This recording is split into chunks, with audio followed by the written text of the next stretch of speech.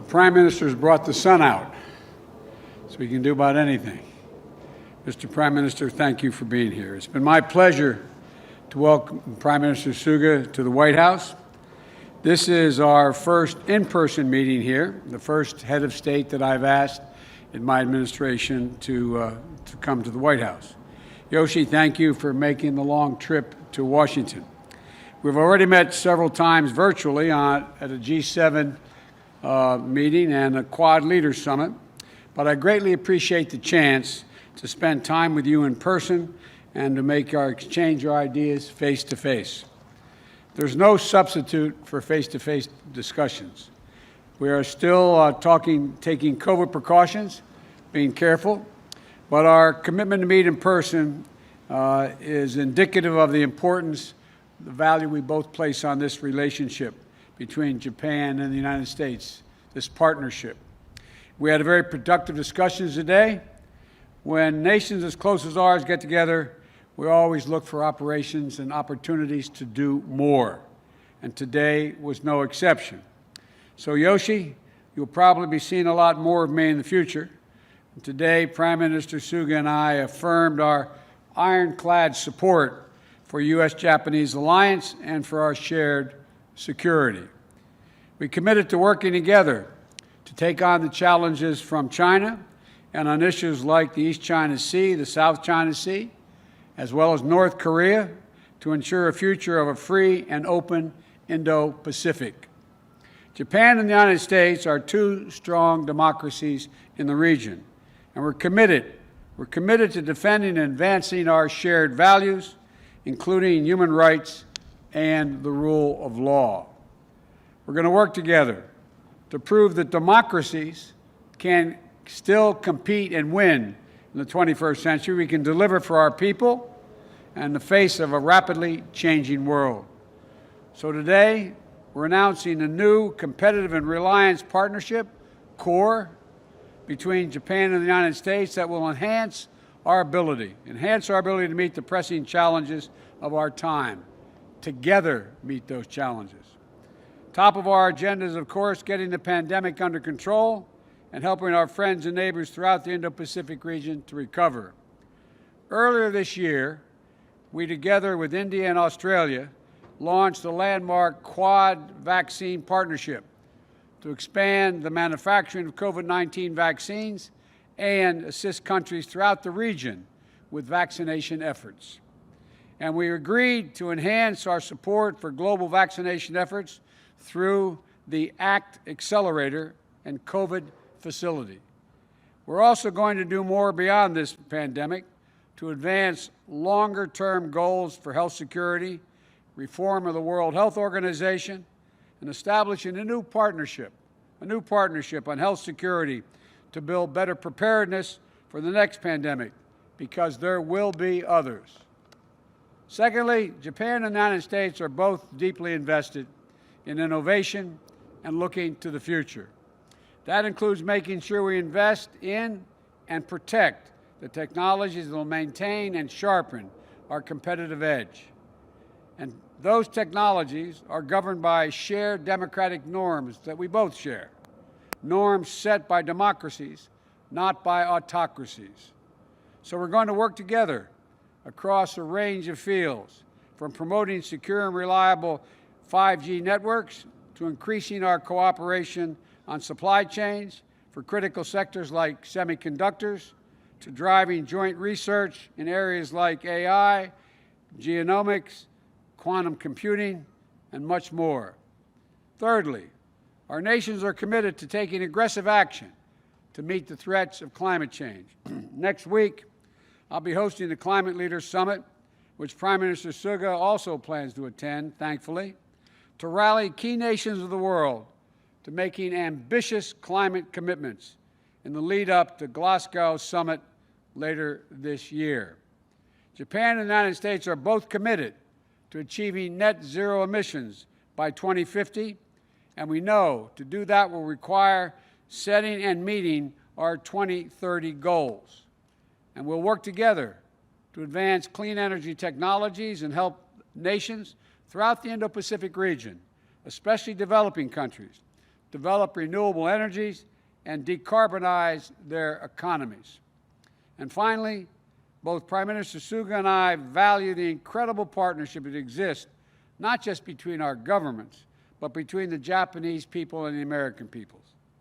Last month, we jointly marked the 10th year anniversary of the earthquake, tsunami, and nuclear disaster that cost so many lives in Japan.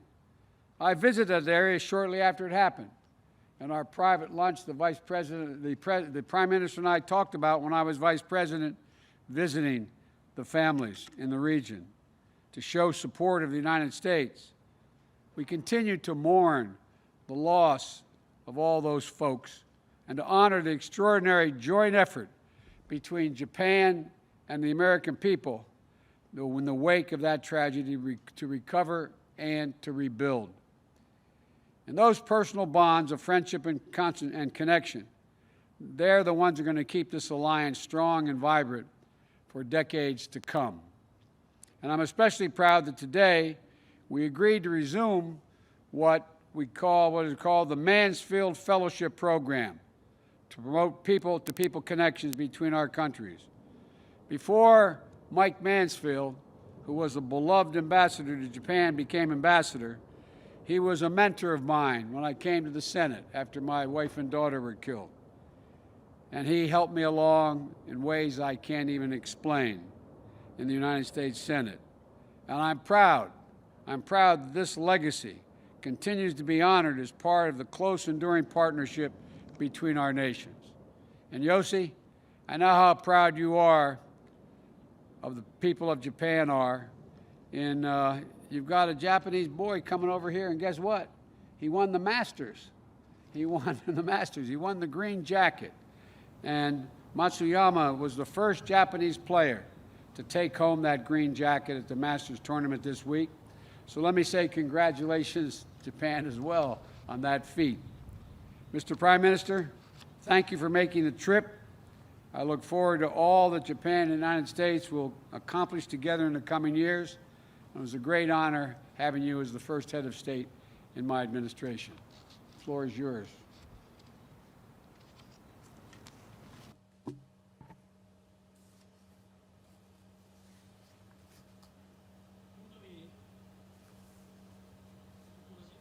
It is truly a pleasure to be here in person visiting Washington, D.C. I would like to thank President Biden and Vice President Harris, who have welcomed me so warmly. I also wish to extend my gratitude to all the members of the U.S. government who have worked to prepare for this occasion. The United States is Japan's best friend.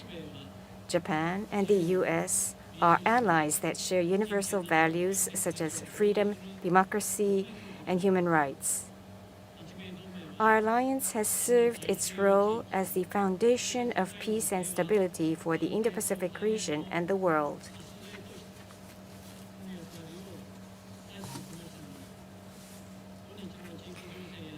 In light of the current regional situation and the severe security environment, the importance of our alliance has reached new heights. Based on such common recognition, at today's summit, we engaged in far-reaching and candid exchange of views on each other's political principles, challenges faced in each of our nations, our common vision, and other matters.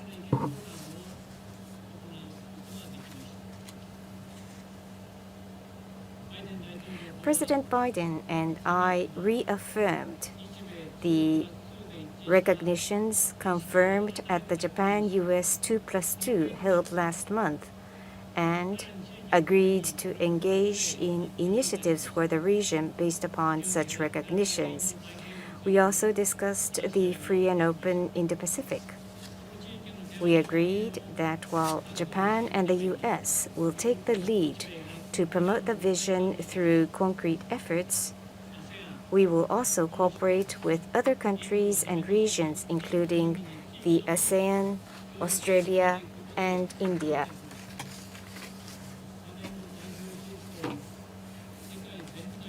We also had serious talks on China's influence over the peace and prosperity of the Indo-Pacific and the world at large.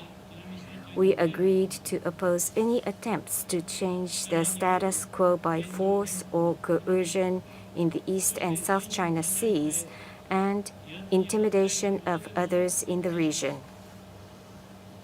At the same time, we agreed on the necessity for each of us to engage in frank dialogue with China and, in so doing, to pursue stability of international relations while upholding universal values. On North Korea, we confirmed our commitment to the CVID of all weapons of mass destruction and ballistic missiles of all ranges, and agreed to demand North Korea to fulfill its obligations under Security Council resolutions. On the issue of abduction, we reaffirmed that it is a grave human rights issue and that our two countries will work together to seek immediate resolution by North Korea.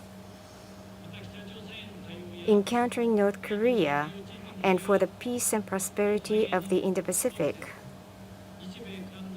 both of us recognize that trilateral cooperation, including the ROK, has never been as important as today, and agreed to promote such collaboration.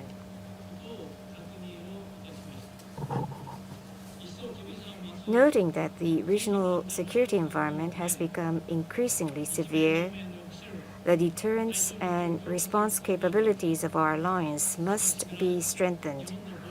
I conveyed my resolve to reinforce Japan's defense capabilities while President Biden again demonstrated America's commitment to the defense of Japan, including the application of Article 5 of the Japan-U.S. Treaty of Mutual Cooperation and Security for the Senkaku Islands. We also agreed to accelerate the review underway between our two countries on the specific means to strengthen our alliance.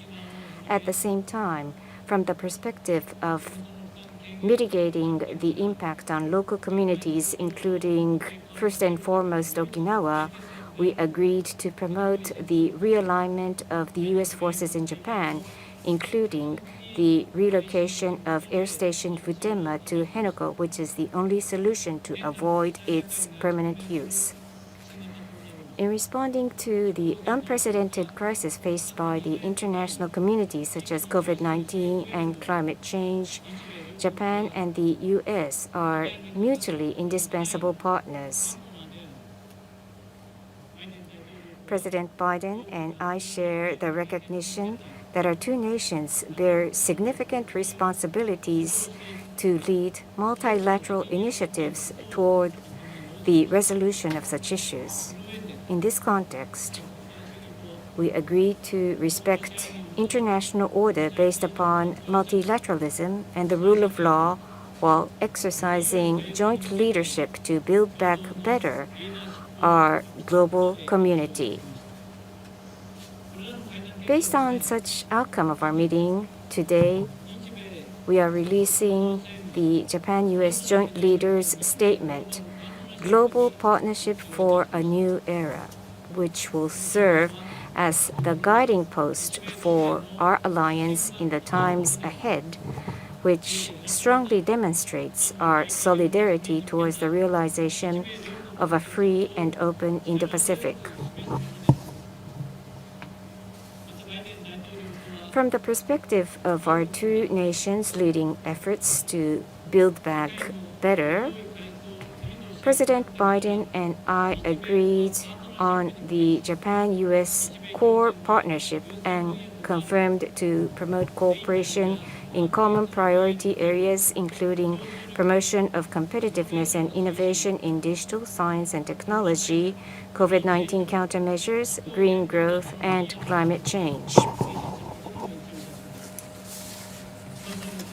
On competitiveness and innovation, Under the recognition that digital economy and new technologies in particular will bring about social transformation and huge economic opportunities, we have agreed that Japan and the US will work together on the promotion of R&D on various areas, including digital area and others.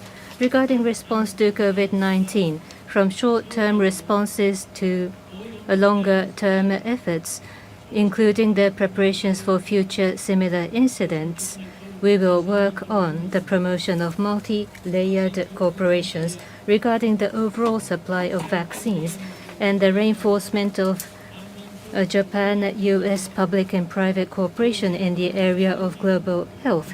We confirmed that cooperations between our governments will continue. In order to ensure equitable access to vaccines, including access by developing countries, multilateral and regional cooperations will be promoted. On the matter of climate change, at the upcoming climate summit to be hosted by the US next week, or at COP26 and beyond, we confirmed that Japan and the US will lead the global decarbonization.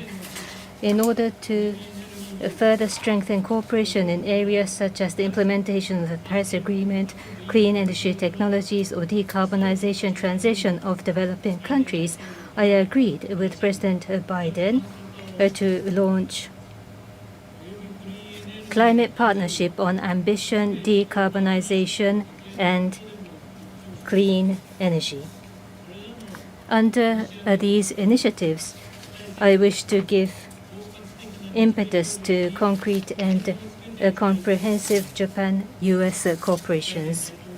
I discussed the increase of discriminations or violences against Asian people across the US with President Biden and agreed that discrimination by race cannot be permitted in any societies. We agreed on this regard. President Biden's comment that discriminations and violences cannot be allowed and that he firmly opposes was extremely encouraging for me, and I have renewed my confidence in American democracy once again. I told the President about my determination to realize the Tokyo Olympic and Paralympic Games this summer as a symbol of a global unity. President Biden once again expressed his support for this determination. Japan is listening to and learning from WHO and experts, doing everything possible to contain infection and to realize safe and secure games from scientific and objective perspectives. We will do our utmost in our preparation. Freedom, democracy, human rights, rule of law. As we firmly defend and uphold these universal values that Japan and the US share, I look forward to the actual implementation of the outcomes of today's significant meeting and to realize a free and open Indo-Pacific by further collaboration and deeper cooperation with Joe. I once again express my heartfelt gratitude for the kind invitation. Thank you. Now we'll each take a few questions, and I'll begin by recognizing the Associated Press. Amir, you have the first question. There you are. Thank you, Mr. President, and thank you, Mr. Prime Minister. Mr. President, in your last press conference, you said successful presidents prioritize and that you were focusing your agenda on one thing at a time. And I'd like to just ask you, what would you say to many of Americans who voted for you about the legislative progress on gun control and police reform, having to wait while you pursue infrastructure? Given that we continue to see these incidents with mass shootings and also police-involved shootings, including the incident that a lot of us saw in Chicago most recently. Do you feel any need to reprioritize your agenda? I've never not prioritized this. No one has worked harder to deal with the violence used by individuals using weapons than I have. I'm the only one ever to have passed an assault weapons ban. I'm the only one that ever had a 10-year ban on assault weapons and clips of more than 10 bullets. Immediately upon us becoming in office, having an attorney general, I asked him to put together the things I could do by executive order, including dealing with new guns that can be made, you can buy in pieces and put together, and other initiatives. I strongly support the universal background checks, which I continue to push. The Congress has to step up and act. The Senate has to act. And I strongly support and continue and never stop supporting the ban on assault weapons and magazines that hold more than 10 bullets. It doesn't mean that I can't also be working at the same time on the economy and on COVID. But it's not a question of my being able to set the agenda in the Senate as to what they will move to first.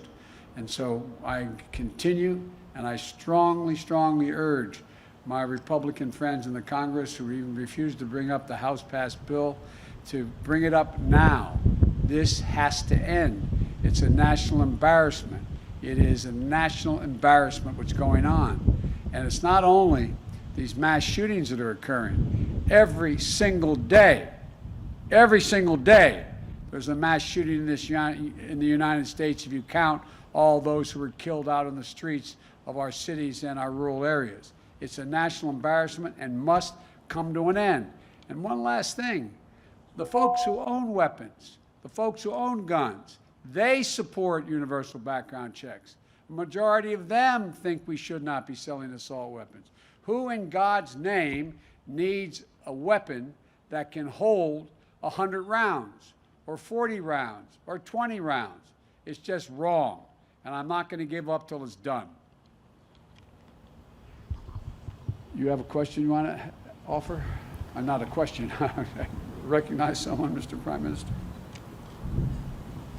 産経新聞の杉本さん。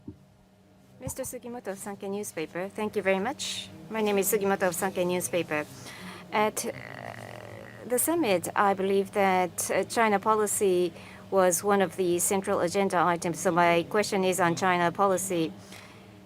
Both governments consider that peace and stability of Taiwan is of great importance, and that had been the agreement between the two countries. What kind of exchange of views were conducted on this matter at today's meeting? In order to deter contingency in the straits, what can Japan do? And what can Japan do when actually a contingency occurs in the Taiwan Straits? Did the Prime Minister explain to President Biden what Japan can do under such circumstances? And also, were there discussions on Xinjiang Uyghur Autonomous Region human rights issue? Grave concern is shared by the two countries, but Japan is the only G7 country that has not imposed sanctions on China. Were you able to gain President Biden's understanding towards such position? As we engaged in exchange of views over the regional situation, we also discussed the circumstances in Taiwan and Xinjiang Uyghur Autonomous Region as well. I refrain from mentioning details since it pertains to diplomatic exchanges, but there is already an agreed recognition over the importance of peace and stability of the Taiwan Straits between Japan and the United States, which was reaffirmed on this occasion. I also explained Japan's position and initiatives regarding the situation in Xinjiang Uyghur Autonomous Region to the President, who I think understood my points. Next question goes to Trevor, Reuters. Thank you. Mr. President, it's been a while since we've heard an update from you on how the talks are going with Iran. How are they going, and do you regard their decision to enrich to 60% as a step backwards, as a sign that they aren't serious about those negotiations? And for the Prime Minister, just a question on whether it's irresponsible to move forward with the Olympics when you have public health experts telling you that Japan is not ready to do so. Thank you. Let me respond to the Iran question. We do not support and do not think it's at all helpful that Iran is saying it's going to move to enrich to 60%. It is contrary to the agreement. We are, though, nonetheless, pleased that Iran has continued to agree to engage in discussions, in direct discussions with us and with our partners on how we move forward and what is needed to allow us to move back into the JOPCA so that we're part of it again, that we should have never gotten out of, in my view, without us making concessions that we're just not willing to make. And so the discussions are underway. I think it's premature to make a judgment as to what the outcome will be, but we're still talking.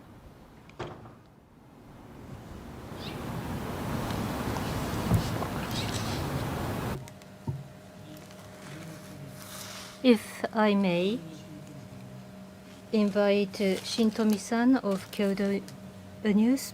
Yes, I have a question to Prime Minister Suga regarding the Tokyo Olympics and the Paralympics planned for this summer. You have garnered support from President Biden. Did the President mention about the concrete promise to send American athletes or any positive comments? If you can tell us about the exchanges and the conversations. During the meeting about the COVID-19 vaccines or about climate change, you have discussed these aspects about the schedule of providing the vaccines, or by 2030, the reduction target of the gases. Any numerical targets or actions were discussed, please? As was mentioned at the beginning, I expressed my determination to realize the Tokyo Olympics and the Paralympic Games as a symbol of global unity this summer. And President Biden once again expressed his support.